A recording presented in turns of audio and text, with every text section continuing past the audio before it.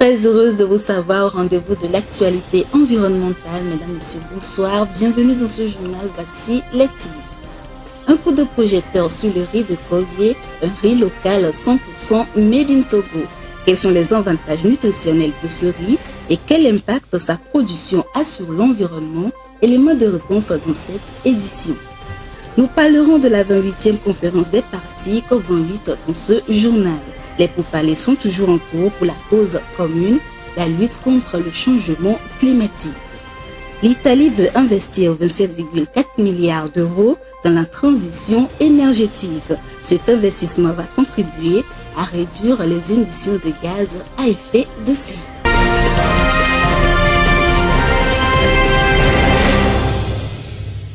Au Togo, le projet de construction de la centrale solaire photovoltaïque de Sokodé dans la préfecture de Tchaoudjo se précise et sera lancé bientôt. Une nouvelle étape a été franchie lundi dernier à Dubaï en marge des négociations de la COP28 avec la conclusion d'un nouvel accord en présence du chef de l'État, Faure Gnassingbe. Commentaire Rafietou Mbereko. Le Togo s'est lancé ces dernières années dans une politique de promotion des énergies renouvelables. Cela se traduit par la construction des centrales solaires dans les régions du pays. Après la construction notamment de la centrale photovoltaïque de Blita, qui est d'ailleurs la plus grande de la sous-région ouest africaine, l'initiative présidentielle CISO d'électrification rurale à partir du kit solaire individuel et les projets d'installation des mini-centrales solaires dans les régions économiques du pays, c'est le tour de la région centrale. Le projet gouvernemental de construction d'une centrale photovoltaïque à Sokodé sera mis en œuvre par le groupe français Meridiam. La société a signé le 4 décembre dernier à Dubaï avec la République du Togo et l'EDF une convention de concession d'une durée de 25 ans pour la conception, la construction, le financement et l'exploitation de la centrale. Cette entreprise française qui développe et exploite déjà plus de 500 MW des projets solaires, hydrauliques, éoliens, biomasse et géothermiques en Afrique va ainsi mettre en route ce projet de l'exécutif togolais qui permettra d'alimenter en énergie propre et renouvelable plus de 700 000 personnes de Sokodé et des villes rurales environnantes grâce à une puissance de 64 MW crête. Selon un communiqué de Meridiam, les travaux de construction de cette centrale vont démarrer mi-2024 et vont créer plus de 200 emplois locaux. La construction de l'infrastructure, précisément à Salim des préfectures de Tchaoudjo à Sokodé, permettra au gouvernement de poursuivre sa stratégie de diversification et l'augmentation de la production d'énergie dans le pays. La future centrale va s'ajouter à celle de Blita qui va connaître une extension de 50 MW crête à 100 MW crête. D'autres initiatives sont en cours de réalisation, notamment la construction d'une centrale solaire de 50 MW raccordée au réseau public, d'une centrale solaire photovoltaïque de 30 MW à Dapanho et des centrales solaires photovoltaïques à Kara. Je vous amène à présent à la découverte du riz de Kovié, un riz local 100% made in Togo cultivé dans la commune Zio2. Mis à part ces différentes variétés, il présente d'autres particularités qui sont son parfum et son goût tant apprécié par ses consommateurs. Pour plus en savoir sur le riz de Kovié, suivons ensemble ce dossier que je vous propose. Nous sommes dans la commune Zio2 et c'est dans cette localité que le riz local communément appelé Kovié-Molou est cultivé. Il a plusieurs variétés et sa semence nécessite des techniques. Le riz de Kovié nécessite beaucoup de travail. Il est cultivé en 2 temps. D'abord, on laboure la terre et après, c'est la pépinière. Deuxième étape, 2 semaines après, on fait un deuxième labour. Et on ajoute un peu d'engrais pour fortifier le sol et c'est parti. Chaque année, à midi,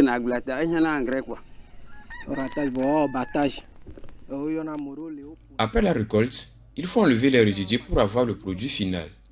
Nous avons des machines, mais on préfère notre méthode archaïque et c'est plus rapide et on est habitué. Le riz de Kovié a plusieurs variétés. Nous avons le 841 appelé Abitor et le 1000 appelé Chapeau. Mais tous sont meilleurs et il n'y a pas trop de différence.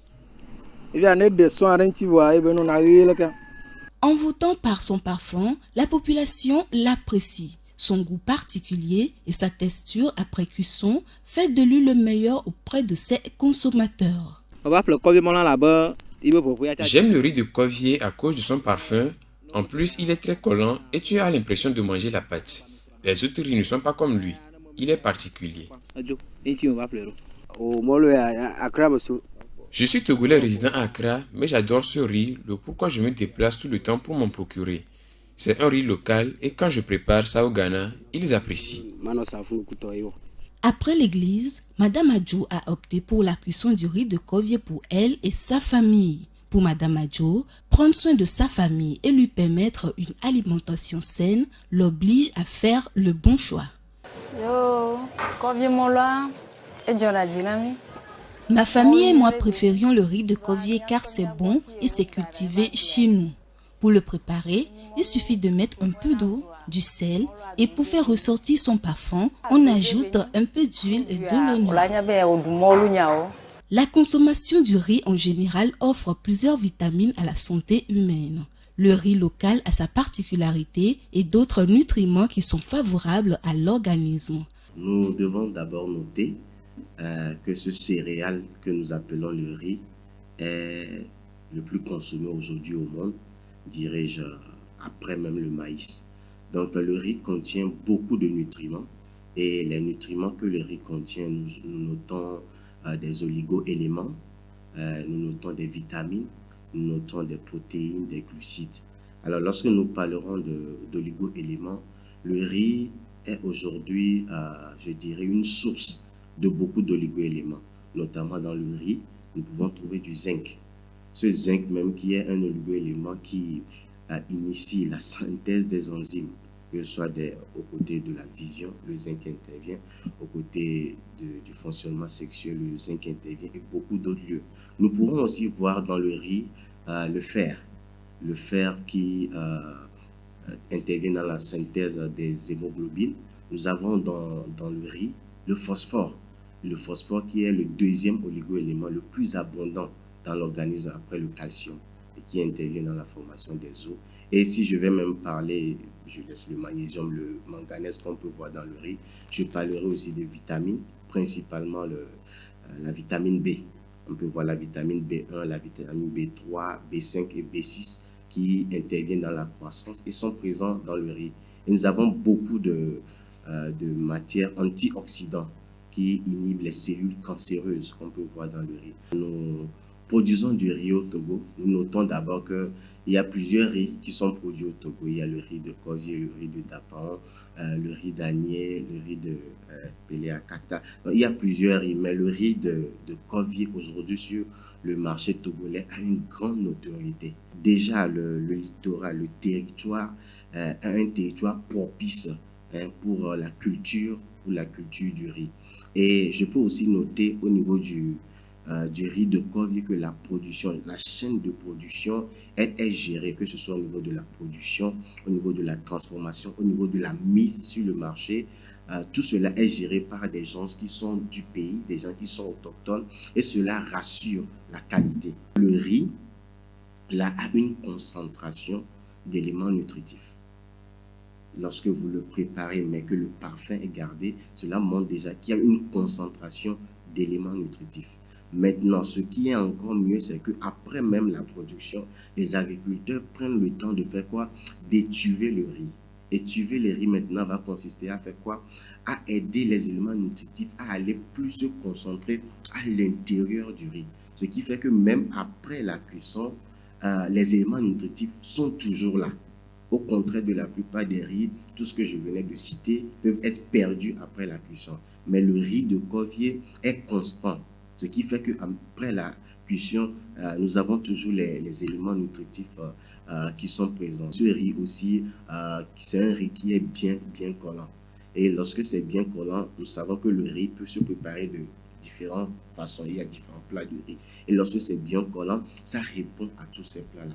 Donc, ce que je vais dire en conclusion est que le riz de Kovié doit être un riz qui doit être mis devant, plus conseillé, de par sa constante, le fait de garder plus les éléments nutritifs même après la cuisson. Outre sa particularité, la culture du riz de Covier dégrade moins l'environnement, surtout s'il est cultivé de manière bio. Étant un produit local, sa promotion cadre avec la feuille de route du gouvernement, promouvoir le consommer local. Tous devraient y adhérer pour ensemble sauver notre vie et notre environnement.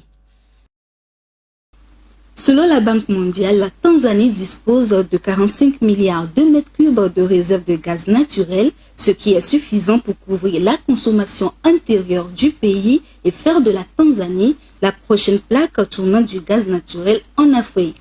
Dans cette optique, l'éthanol est envisagé comme forme d'énergie alternative. Irène Papadina pour les précisions. La Tanzanie va plus loin en termes d'approvisionnement énergétique. En effet, le pays envisage d'utiliser l'éthanol, un composant pétrochimique synthétique qui peut également être obtenu par la fermentation de levure pour s'approvisionner en électricité.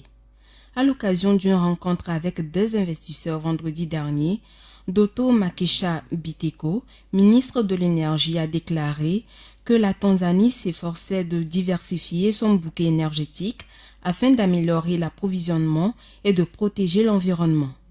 Le pays s'appuie sur plusieurs ressources énergétiques pour sa production d'électricité.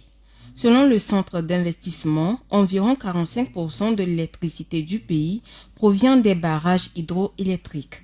Cependant, les faibles pluies de ces dernières années ont entraîné des pénuries d'eau qui ont affecté les tribunes produisant de l'électricité. La Tanzanie s'est donc engagée à s'investir dans des mesures visant à créer un mix énergétique qui garantira une disponibilité fiable de l'électricité pour l'économie. Cela implique la promotion d'une utilisation accrue des technologies d'énergie renouvelable, du gaz naturel et d'autres sources d'énergie disponibles, y compris le charbon et la géothermie. En 2021, l'approvisionnement total en électricité de la Tanzanie était de 1605,86 MW. Le pays est doté de diverses sources d'énergie, notamment la biomasse, le gaz naturel, l'hydroélectricité, le charbon, la géothermie, l'énergie solaire, l'éolienne et l'uranium, dont une grande partie n'est pas exploitée. Le ministère de l'Énergie indique que les sources d'énergie commerciale, telles que le pétrole et l'électricité, représentent respectivement environ 8% et 1,2% de l'énergie primaire utilisée. À l'heure actuelle, 21% de la population, dont 7,4% dans les zones rurales, ont accès à l'électricité. Le président de la COP28, Sultan Al-Jaber, et chef de l'ONU Climat, Simon Stiell, appelle le monde à entrer dans la phase terminale de l'ère fossile à la conférence sur le climat COP28 à Dubaï. Selon les deux dirigeants, il est raisonnable d'inclure les énergies fossiles responsables de réchauffement planétaire dans tout accord final, mais à des degrés divers. Regardez. Près de 200 pays ont convenu jeudi dernier de lancer un fonds pour soutenir les pays touchés par le réchauffement climatique à un moment historique du début de la COP28. L'humanité provoquera son propre déclin final si les gouvernements ne parviennent pas à déclencher la fin de l'ère des combustibles fossiles lors de la COP28, a prévenu le chef du climat des Nations Unies à l'ouverture du sommet. Pour donner un coup de pouce majeur à ceux qui en paient déjà le prix, les Émirats arabes unis ont lancé un fonds mondial très attendu en cas de catastrophe pour sauver les personnes vulnérables des impacts du changement climatique comme l'effondrement des industries agricoles ou de la pêche. En annonçant que le fonds est désormais opérationnel, les Émirats arabes unis y verront une victoire pour leur présidence qui, jusqu'à présent, a été embourbée dans une controverse sur son vaste pétrole et ses intérêts. L'homme aux commandes, Sultan Al-Jaber, président émirati et président de la COP28, a résisté aux appels à démissionner de son autre rôle de PDG de la compagnie pétrolière ADNOC par crainte d'un conflit d'intérêts. Pour rappeler les impacts actuels du changement climatique, l'Association météorologique mondiale a averti que 2023 serait la plus chaude de l'histoire de l'humanité, ce qui donne une plus grande certitude aux prévisions antérieures du service Copernicus de l'Union européenne. Et même si le lancement du fonds destiné à aider les pays vulnérables à payer les dommages causés par le changement climatique qu'ils ont très peu contribué à provoquer a été célébré, de nombreuses inquiétudes demeurent quant à savoir si suffisamment de pays cotiseront au fonds pour le faire fonctionner. Les experts affirment que des milliards sont nécessaires chaque année pour lutter contre les impacts du changement climatique. La première avancée majeure de la COP28 a été l'adoption d'un fonds destiné à financer les pertes et dommages climatiques dans les pays vulnérables. Une étape positive dans l'espoir de désamorcer les tensions financières entre le Nord et le Sud en parallèle des négociations sur les énergies fossiles. La chef de l'aide américaine Samantha Power, présente à la COP28, a annoncé mercredi dernier de soutenir une vingtaine de villes en développement face au changement climatique. Elle a annoncé que plus de 2 milliards de dollars seront également destinés au financement en matière d'adaptation de la part du secteur privé. Irène Papadinan nous en parle. Samantha Power, administratrice de l'Agence américaine pour le développement et l'aide humanitaire USAID, se trouve à Dubaï pour la COP28 où les pays mènent des débats pour déterminer s'il faut promettre une élimination progressive des combustibles fossiles, jugés responsables de l'accentuation du changement climatique. L'USAID a promis 53 millions de dollars pour aider 23 villes des pays en développement à se tourner vers des activités à faible émission de carbone et résilientes au changement climatique, comme l'emploi des véhicules électriques. Dans le monde, les aires urbains sont responsables de 3/4 des émissions totales de carbone. L'agence a également annoncé la mobilisation de 2,3 milliards de dollars supplémentaires d'investissement du secteur privé dans le cadre d'une initiative du président Joe Biden en faveur de projets de systèmes d'alerte précoce, d'infrastructures alimentaires résilientes ou encore de nouveaux produits financiers. Selon un communiqué de l'USAID, 21 entreprises se sont récemment engagées à financer ce plan, parmi lesquelles figurent IBM et Visa. Madame Power concentre ses efforts sur l'aide aux pays en développement face à la sécheresse catastrophique, aux températures extrêmes et à des inondations qui ont bouleversé la vie des populations. Selon elle, nous devons faire davantage d'efforts pour lutter contre la crise climatique. L'Italie met le pied sur l'accélérateur dans la transition énergétique de la planète. Un investissement colossal de 27,4 milliards d'euros sera mobilisé pour l'atteinte de cet objectif d'ici 2030. Principalement tourné vers les éoliennes, l'Italie veut contribuer significativement à la réduction des émissions de gaz à effet de serre. Yves Samen. L'Italie veut accélérer sur la transition énergétique. Dans cette optique, le gouvernement italien a adopté il y a quelques jours un décret visant à stimuler les énergies renouvelables, à améliorer la sécurité énergétique du pays et à soutenir les entreprises à forte intensité énergétique. Ces investissements, notamment dans l'éolien, vont accélérer le développement des énergies renouvelables pour servir les objectifs de 2030. Le ministre italien de la transition écologique Gilberto Pichetto déclare vouloir libérer un grand potentiel de l'Italie pour en faire une référence en matière d'énergie renouvelable. Ces mesures incluent la réduction des formalités administratives pour les projets d'énergie verte et l'affectation des zones appartenant à l'État à la production des parcs éoliens.